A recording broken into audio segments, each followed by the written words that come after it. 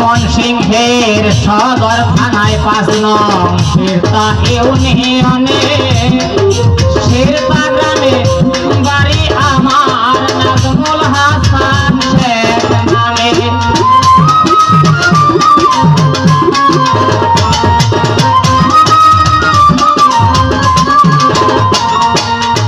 সেকান্দর আলী পিতায় আমার মাতা রাশিদা খাতুন।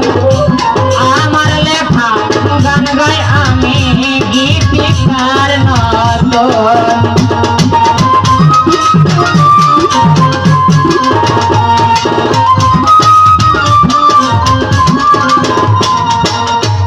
নতুন হিসেবে ভুল ভ্রান্তি